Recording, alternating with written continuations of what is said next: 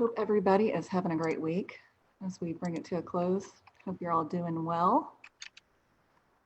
My name is Shauna Camacho, and I am the Lifestyle Director for the Gateway Parks community. So I want to welcome you to our first of many live Now You Know Association updates and Q&A sessions. So we're looking forward to doing these bi-weekly. So for the past week, we've been accepting questions for the Q&A, and we'll continue to. So if you have a question, you are also welcome to drop it in the comments. And if we are able to answer here on the live, we will. If not, we will answer you offline or save it for the next one. So I'm going to go ahead and jump right into our first update. This is something I am really excited about. I know some of you are as well. You may have heard that we have a new full-time, on-site, dedicated community manager. So I want to introduce him. Everybody give a big welcome to Brandon Norman. Hello, everyone. Thanks for having me. I'm glad to be here. Excited to be a part of Gateway Parks. Community manager.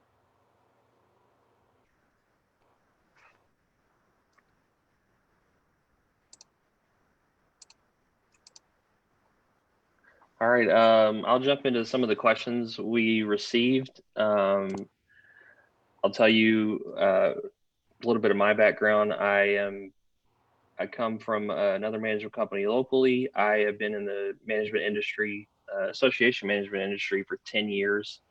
So I've been on-site and portfolio. So I do have a good knowledge base of association management. Look forward to, working with you guys, working with the developers, beautiful community. Glad to be a part of it. I grew up in Mesquite, so I'm aware of Forney, and it's changed a lot since then. So it's growing up. It's looking awesome. So I'll jump into some of the questions if there's nothing else.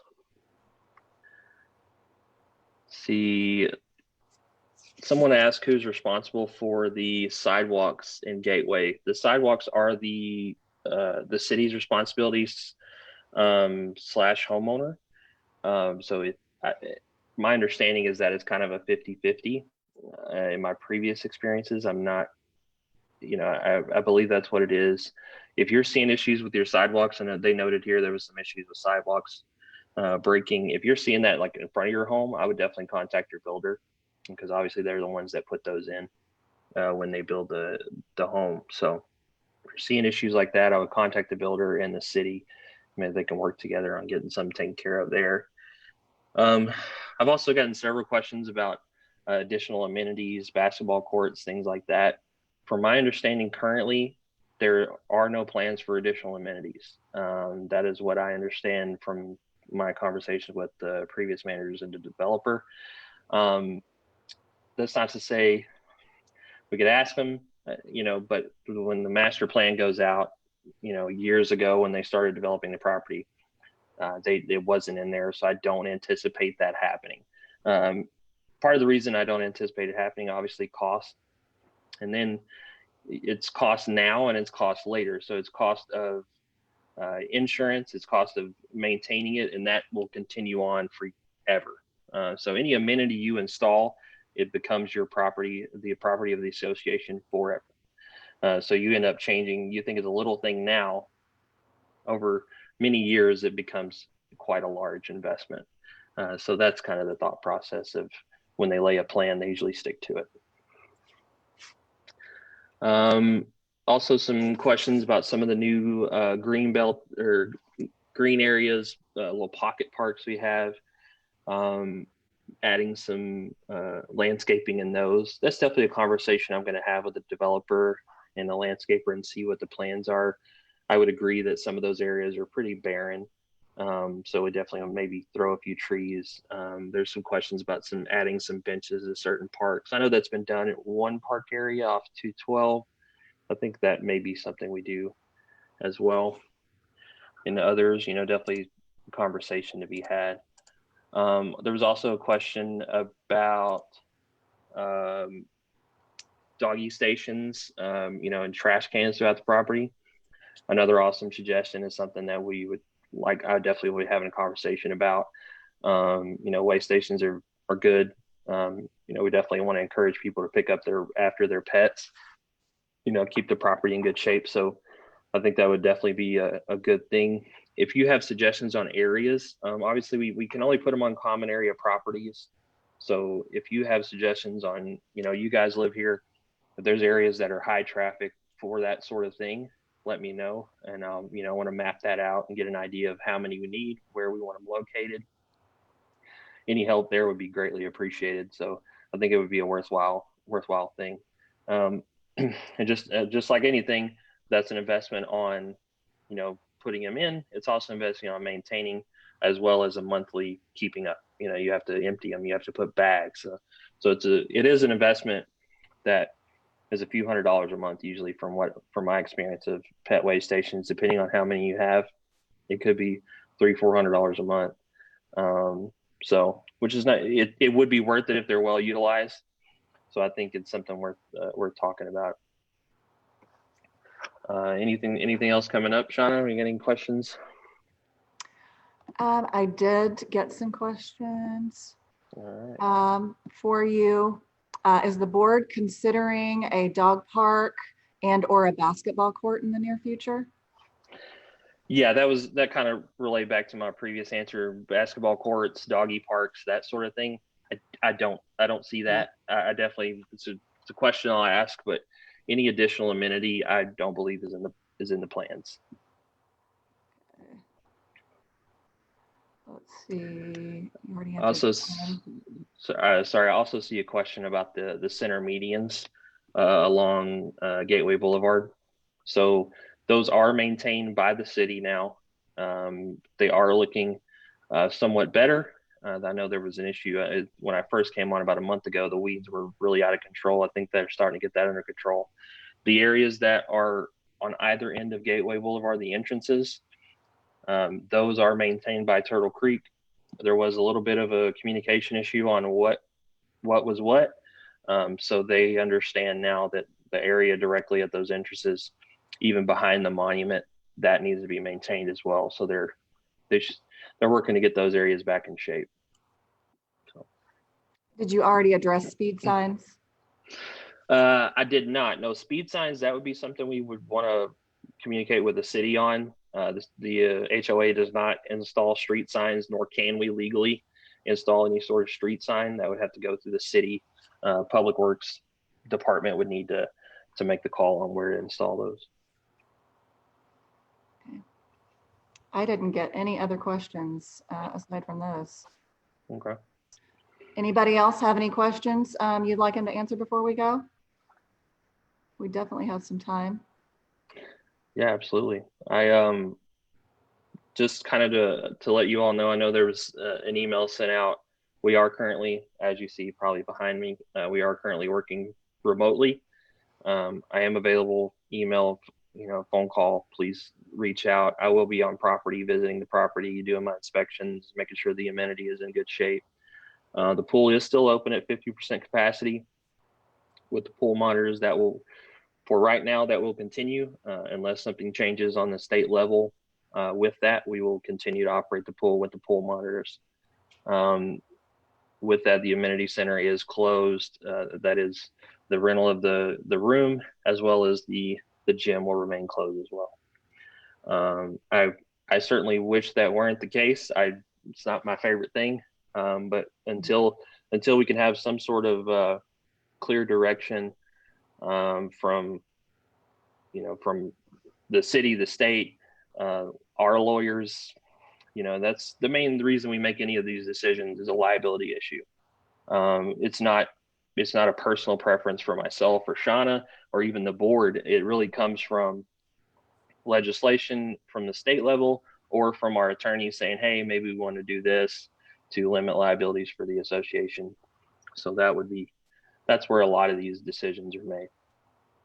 Yeah, and I would just add to that, you've probably noticed in some of my communications that all of the live events that we had coming up are canceled or really just kind of changed to something that we can observe physical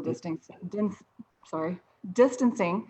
with, and some of our events will go back to the virtual platforms that we were using before. So you'll notice when we send out the newsletter tomorrow that events and activities are looking a little light, but I will be working on adding in some more of those virtual and distancing events. So we will have some things coming up in the short future. So we did get in a couple more questions. Pam would like to know if it's a possibility that we could get sidewalks added on the backside of the community at 212, kind of running behind those houses back there. Right. Yeah. I think that goes back to what I was saying about additional amenities. Now, sidewalks are a little different. The way I'm not sure what easements or anything is going on 212. I can't speak to that particular thing right now. Obviously, that street right there is in pretty rough shape. I would imagine at some point it would be redone. So I don't know future plans there. I do know, obviously, this is still a developing community. There is still a good portion of the community that is not developed at all. So with that, we will see continual growth with building on new portions of it. So I think you would likely see at different times some additional, walking paths or trails. I believe that there's some of that in future iterations as it grows. Okay, another question from Keith Pratt's. Those sports fields that are at the south end of the community by 1641. Do you know if there are any plans to install goals or bases or anything on those? I know last we asked, that was not in the plan. Yeah, that's what I understood, that is not in the plan. Not to say that we can't ask the question to do, to have a goal or, at least maybe put some goals in. Definitely a question worth asking, but no, from my understanding, there was not. That's kind of what they did. Okay. Any other questions before we go?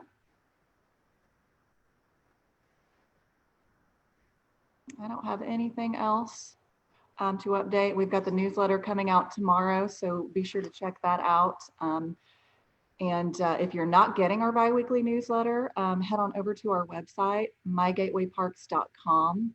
Under the new resident tab, you can sign up. There's also a pop-up screen that will invite you to sign up. So get signed up on there. Let's see, we did just get in one last question. This is the last question that we're going to take today.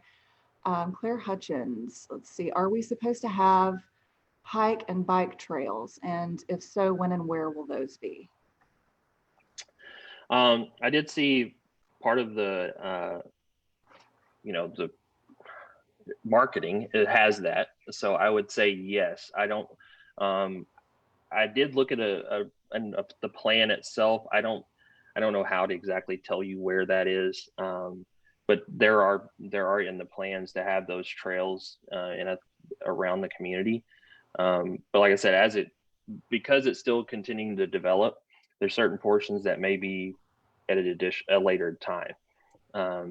So I do anticipate we'll have some trails that kind of intertwine the community. Once again, it's something that we'll see as it develops and continues to grow, where those are located and how they're laid out in the community. So. Okay. All right. Thank you guys so much for joining us here. The next one will be Thursday after next. We're going to do these every other Thursday at 3 p.m. unless there's something else comes up and there's a conflict. That's what our plan is. So we would like to, in some of these, kind of do a how-to if there are things that you don't understand how to do, or you'd like to understand a little bit better, or if there is a subject matter to hear more about, please feel free to submit that. You can drop that in the comments here. You can send either of us an email. And we want to do things that are of value to you guys here. If you have questions and you missed this live session and you want to catch us next time, just send me an email. You can send Brandon an email as well. So again, thank you so much. We really are excited to welcome it in, and we will see you guys soon. Bye, everyone. Thanks.